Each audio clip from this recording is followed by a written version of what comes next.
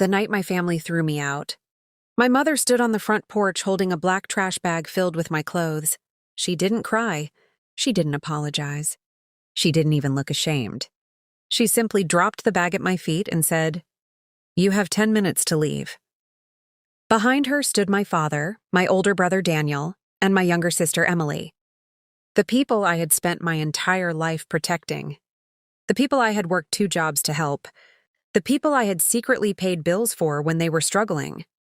And the people who had just stolen the house my grandfather left me. I stared at my mother. "Mom, what are you talking about?" She folded her arms. "This is no longer your home." I looked at my father. "Dad?" He wouldn't meet my eyes.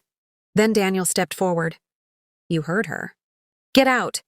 I laughed nervously because surely this had to be some horrible misunderstanding. "Daniel, this is Grandpa's house." He smiled. "Not anymore." My stomach dropped. "What does that mean?" My mother looked at me with an expression I had never seen before. Cold, almost annoyed. "It means your father transferred ownership." My mouth went dry. "You transferred Grandpa's house?" My father finally looked at me. And what he said next destroyed something inside me. "Your grandfather left the property to the family. Not specifically to you. That isn't true." "It is now." Daniel pulled a folder from behind his back. "Everything's legal." I stared at the papers. My name was on some of them, but the signature at the bottom wasn't mine. I looked at my father. "Dad?" He said nothing. My sister Emily stepped onto the porch. "You always acted like you were better than us because Grandpa loved you more." I couldn't believe what I was hearing. "I never said that." "You didn't have to." My mother picked up another bag. "Take your things and go." I looked at the house one last time.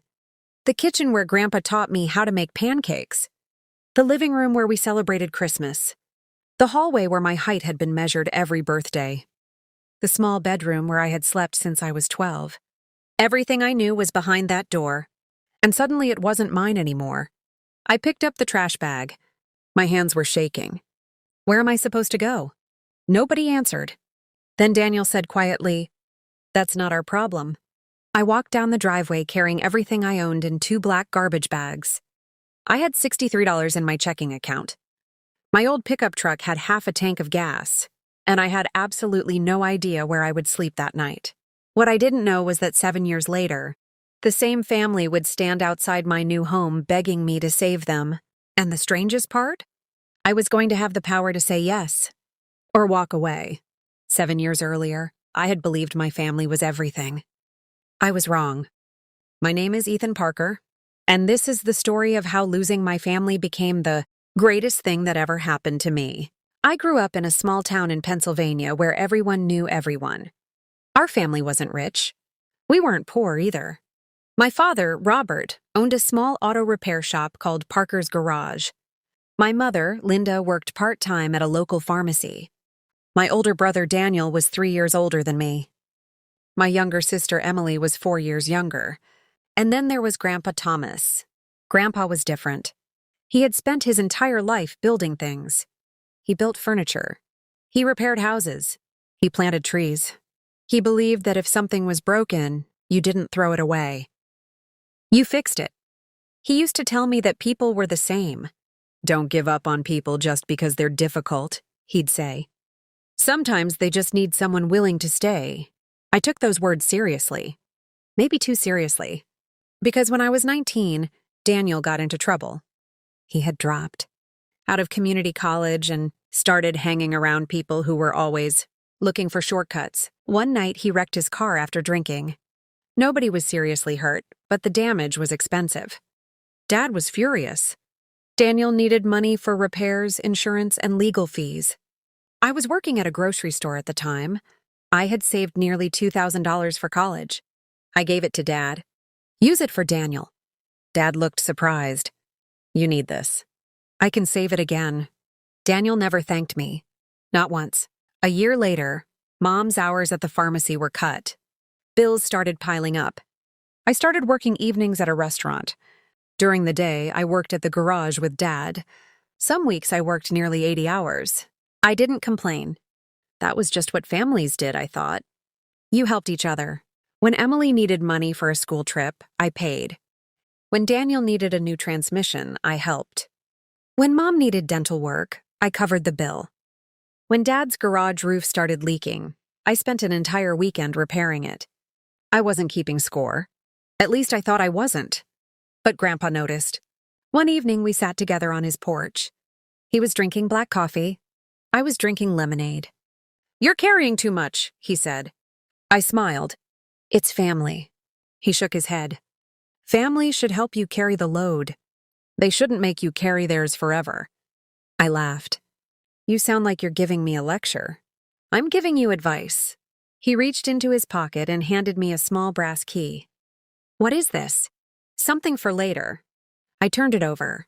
"Later when?" "When you need it." I kept that key for years. I didn't know what it opened. Then Grandpa died. That was the hardest day of my life. He had been sick for months, but somehow I still believed he would recover. At his funeral, my mother cried. My father stood silently. Daniel barely spoke. Emily stayed close to Mom. I stood beside Grandpa's casket and remembered all the things he had taught me. After the funeral, the family gathered at his house. Dad announced that Grandpa had left the property to me. I nearly refused. "Are you sure?" Dad nodded. "He wanted you to have it." My mother smiled. "You were always his favorite." Daniel didn't say anything. The house wasn't huge. 3 bedrooms, a modest kitchen, a detached garage, a backyard with an old maple tree. But it was worth more than the money. It was Grandpa. I promised myself I'd take care of it. And I did. I repaired the roof, painted the walls, replaced the broken windows. I even turned the detached garage into a small workshop. For the first time in my life, I felt like I had something of my own. Then my family started asking for favors. At first, they were small. Mom needed help with rent. Dad needed money for the garage. Daniel wanted a loan. Emily wanted help paying tuition. I gave, and gave, and gave. Eventually, they stopped asking. They started expecting. If Daniel needed something, I was supposed to provide it. If Mom had a bill, I was supposed to pay it. If Dad's business had a slow month, I was supposed to help. Whenever I tried to say no, my mother would say the same thing. Family takes care of family. So I kept doing it. Then one summer I met Sarah. She worked at a small bookstore downtown. She was funny, smart, kind. And she had this strange ability to make me feel like I could breathe. We started dating. After 6 months, I introduced her to my family. My mother was polite. My father barely spoke. Daniel asked how much Sarah made. Emily asked whether she owned her apartment. Sarah noticed. On the drive home, she was quiet. Finally, she said, "Ethan, your family doesn't treat you like a brother." I frowned. "What do you mean?" "They treat you like a resource." I laughed. "That's ridiculous." "Is it?" "Yes." She looked out the window. "I hope I'm wrong." I wanted her to be wrong too, but she wasn't. A few months later, Daniel came to me with a business idea. He wanted to open a second auto repair shop. He needed $40,000. "I don't have $40,000. You have the house." I stared at him. "What?" "You could get a home equity loan." "No." His expression hardened. "Why not?" "Because I don't want to put Grandpa's house at risk." Daniel laughed. "You're so obsessed with that place. It's important to me." "More important than your family?" I didn't answer. He walked away. That night, Mom called me. She cried. She told me Daniel was trying to build a future. She said I was selfish. She said Dad was disappointed in me. I still said no. That was the first time I stood up for myself. And it changed everything. A week later, my father stopped speaking to me. My mother stopped inviting me to family dinners. Emily blocked me on social media. Daniel started telling relatives that I had become arrogant.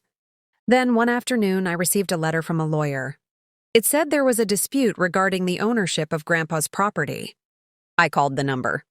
The attorney told me there had been paperwork filed transferring ownership. I nearly laughed. "That's impossible." "Mr. Parker, I suggest you come to my office." I did. He showed me documents. There was a deed. There was my father's signature. There was my name. And there was another signature that looked disturbingly similar to mine. I felt sick. I never signed this. The lawyer looked serious. Then you may have a case. I went home. My family was waiting. That's when I discovered the truth. Dad had taken the original property documents. Daniel had somehow obtained access to my identification records. And together, they had created paperwork claiming I had agreed to transfer the house. They had been planning it for months. I confronted them. Dad said it was temporary. Daniel said the house would help the family. Mom said I was overreacting. I demanded that they reverse everything. They refused. Then came the night they threw me out. The night I described at the beginning. I slept in my truck that night.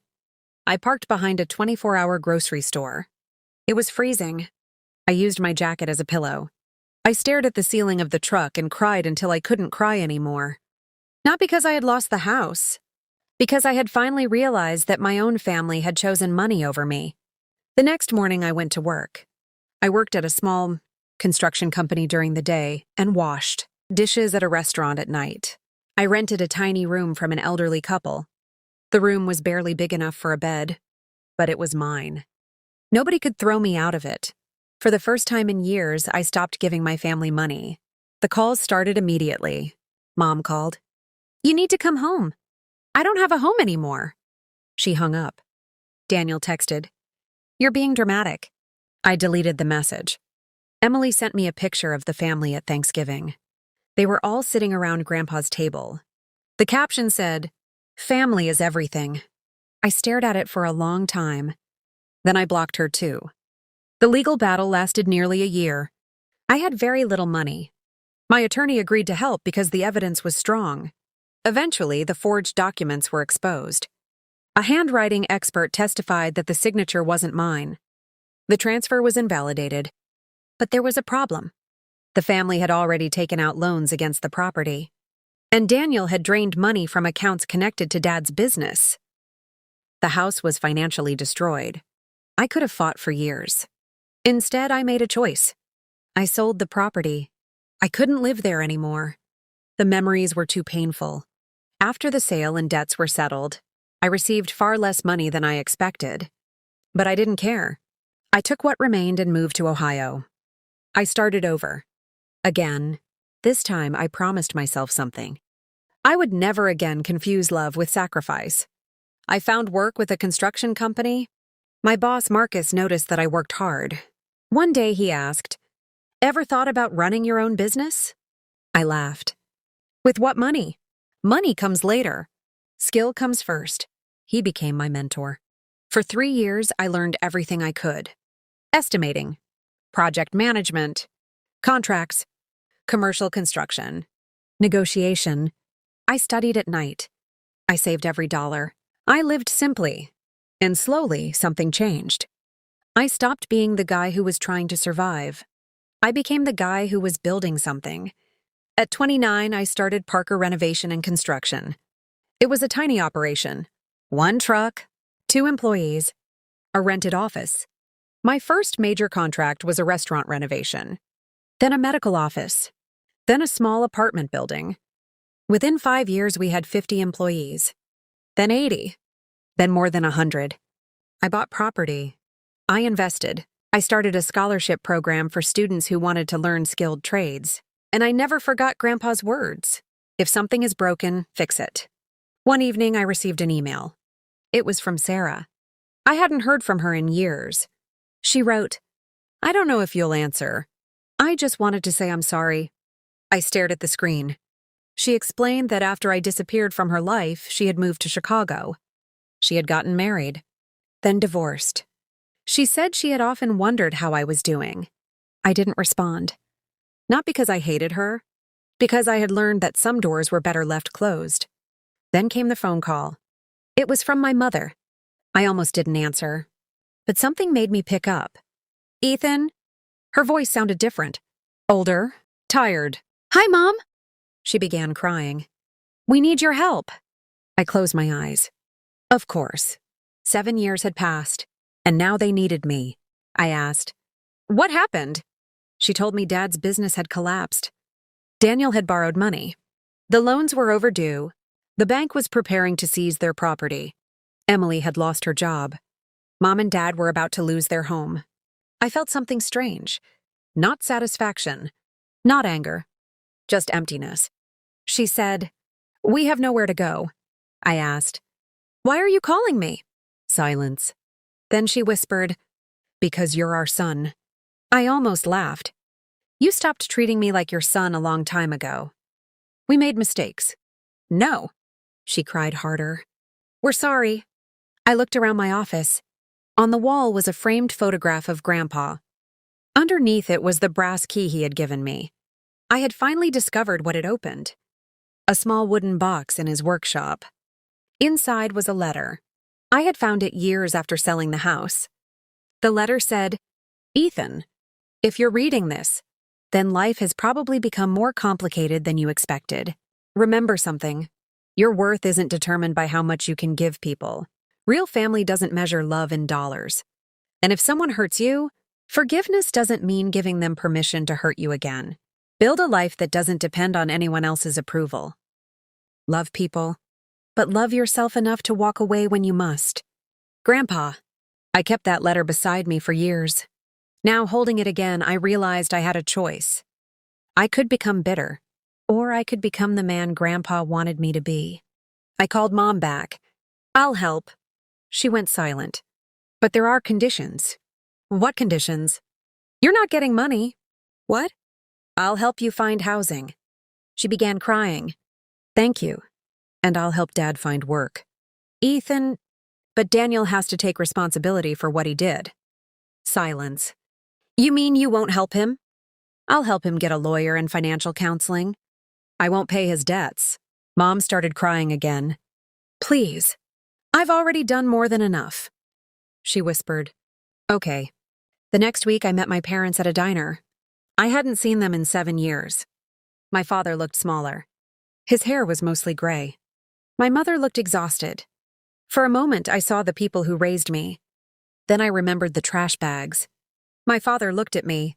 "I owe you an apology." I said nothing. I was afraid. "Of what?" "Of losing everything." I nodded. "You did lose everything." He looked down. "And so did you." He swallowed. "I know." Mom reached across the table. "I should have protected you." I looked at her hand. "I needed you to." She began to cry. "I know." Then Dad said something I never expected. "Your grandfather would be proud of you." I looked at him. "Don't say that." "Why?" "Because Grandpa was the one person in this family who never treated me like a bank account." My father nodded. "You're right." We sat quietly. After a while I said, "I forgive you." My mother started crying again. But I continued. "That doesn't mean everything goes back to the way it was." "I understand. I can't be your emergency fund anymore." "We understand. And if you want a relationship with me, it has to be based on honesty." Dad nodded. "I can do that." I didn't know if he could, but I was willing to let him try. Daniel was different. He refused to apologize. He blamed everyone else. He said I had become arrogant. He said I owed him because Grandpa's house had originally belonged to the family. I told him. No. He laughed. "You really think you're better than us?" "No, Daniel." I looked him directly in the eyes. "I just finally learned that I deserve better." That was the last conversation we had for a long time. My sister Emily was the surprise. She called me one evening. I was wrong. I didn't say anything. I believed everything Mom told me. "What did she tell you?" "That you had abandoned the family." I laughed bitterly. "She threw me out." "I know." She began crying. "I know now." Emily told me she had found old bank statements. She discovered that I had paid many of the family's bills. She learned that Daniel had manipulated Dad. She realized the story she'd been told was false. "I was angry at you for years," she said. "For what?" "For leaving." "I didn't leave." "I know." She cried. "You were the only one who ever helped me." I closed my eyes. "You were my little sister. Can I see you?" I hesitated. Then I said, "Yes. We met at a coffee shop." She looked nervous. She brought a small envelope. Inside was the brass key. I stared at it. Where did you get this? Mom found it in one of your old boxes. I took it. My hands shook. You kept this? I thought you might want it. I smiled sadly. I never knew what it opened. She smiled through tears. Neither did I. We talked for 3 hours. For the first time in years, Emily and I laughed. Not everything was fixed, but something had begun. Months passed. My parents found a small apartment. Dad started working at another repair shop. Mom found full-time work. Emily completed her degree. Daniel moved out of state. I heard that he eventually took a job in Texas and began rebuilding his life. I never gave him money, but I did send him one thing. Grandpa's letter. He never responded. Then, one snowy December morning, someone knocked on my door. I was living in a beautiful but modest house outside Columbus. I had built it myself. There was a workshop in the backyard. A large maple tree stood beside the driveway. I opened the door. My parents were standing there. Emily stood behind them, and Daniel was there too. My entire family. For a moment, nobody spoke. Then Daniel stepped forward. I owe you an apology. I stared at him. He looked different. Older. Humbled. I was jealous of you, he said. I hated that Grandpa trusted you. I hated that you worked hard and still seemed happy. I convinced myself that you didn't deserve what you had. He swallowed. What I did was wrong. I didn't answer. He continued. I don't expect you to forgive me. I looked at him. I already did. His eyes filled with tears. But forgiveness doesn't erase consequences. He nodded. I know. My mother stepped forward. We brought something. She handed me a box. I opened it. Inside was an old photograph. Grandpa, Dad, Mom, Daniel, Emily, me. We were standing in front of the old house. I stared at it. Then I noticed something on the back. Written in Grandpa's handwriting were 6 words. Keep this family together if possible. I started crying. Not because I wanted the past back, but because I finally understood what Grandpa had meant. He never wanted me to tolerate betrayal. He wanted me to choose love without losing myself. I invited them inside. We sat around my dining table. The same kind of table Grandpa used to build. Mom brought food. Dad made coffee. Emily laughed. Daniel sat quietly. For the first time in years, we had dinner together. But it wasn't the same family. And that was okay, because this time there were boundaries. There were apologies. There was accountability, and there was no money sitting between us. After dinner, Dad asked me something. Do you ever regret losing the old house? I looked toward the backyard. No. He seemed surprised. Why? Because I thought the house was what Grandpa gave me. I smiled. But it wasn't. What was it? The lesson. Everyone became quiet. I touched the photograph. Grandpa didn't give me a house. He gave me the courage to build one. Dad smiled. You did. I shook my head. We all did. Outside, snow began falling. Softly.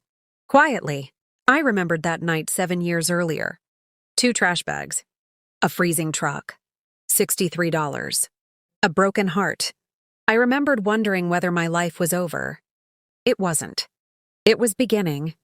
The family that kicked me out had taken my home. But they couldn't take my ability to rebuild. They couldn't take my work ethic. They couldn't take my kindness. They couldn't take Grandpa's lessons. And most importantly, they couldn't take the person I was becoming. A few months later, I did something I had never imagined. I bought a small property back in Pennsylvania. Not Grandpa's house. That house was gone. Instead, I purchased an old abandoned workshop. I renovated it. Then I turned it into a training center for young people who couldn't afford college. We taught carpentry, electrical work, plumbing, construction, auto repair. My father's name went on the wall. So did Grandpa's. And one day, Dad walked through the doors and saw his name. He cried. You did this? I nodded. Why? Because Grandpa taught me that broken things can be repaired. Dad put his hand on my shoulder. I don't deserve this. Maybe not. He smiled. But Grandpa would have wanted it. Dad nodded. I think he would. Years later, That training center became one of the most successful trade programs in the region. Hundreds of young people graduated from it. Some became electricians. Some became mechanics. Some became contractors. One became an architect. Another started his own construction company. And every year, on Grandpa's birthday, we held a small dinner. My family came. Sometimes Daniel. Sometimes Emily. Sometimes Dad and Mom. It wasn't perfect. But it was real. And real was better than perfect. One evening, after everyone had gone home, I stood alone in the workshop. The old brass key sat on my desk. I had finally realized why Grandpa gave it to me. It wasn't really a key to a door. It was a key to a choice. The choice to stay kind without becoming weak. The choice to forgive without forgetting. The choice to walk away without becoming cruel. And the choice to build something better after people tried to destroy you. I thought about the night my mother had thrown those black garbage bags onto the porch. For years, I thought that was the night my family destroyed my life. Now I knew the truth. That was the night they accidentally gave me my life back. Because before that night, I lived for their approval. I worked for their happiness. I sacrificed my dreams for their problems. I thought love meant giving until there was nothing left. That night taught me something different. Love without boundaries becomes self-destruction. Forgiveness without accountability becomes permission. And family isn't defined by blood alone. It's defined by who stands beside you when you have nothing to offer. My family once stood at my door and told me I had 10 minutes to leave. Years later, they stood at another door. Mine. They weren't there for money. They weren't there for the house. They were there because they finally understood what they had lost and what I had become. I opened that door, not because they deserved everything they asked for, not because I had forgotten what they had done, but because I had finally become strong enough to choose forgiveness without surrendering my dignity. Sometimes the people who hurt you the most become the people who teach you the most important lesson of your life. Sometimes losing everything is the beginning of discovering who you really are. And sometimes the greatest revenge isn't watching the people who betrayed you suffer. It's building a life so beautiful that their betrayal becomes nothing more than the first chapter of your story. 7 years ago, I left my family's house carrying 2 trash bags and $63. 7 years later, I stood in my own home surrounded by people I loved, looking at a future I had built with my own hands. I didn't get my old life back. I got something better. I got myself back. And if you're listening to this story while going through something painful, remember this. Being rejected doesn't mean you're worthless. Being betrayed doesn't mean you're broken. And losing people you thought you couldn't live without doesn't mean your life is over. Sometimes the door that closes behind you is the same door that forces you to discover the road you were meant to walk. So don't give up. Don't let someone else's cruelty convince you that you aren't worthy of love. Build, heal, learn, set boundaries. And when the day comes that the people who once underestimated you finally realize your worth, you don't have to destroy them. You don't have to humiliate them. You don't even have to prove anything. Just stand there. Look at the life you built and quietly know that you survived. Because sometimes the most powerful ending isn't revenge, it's peace.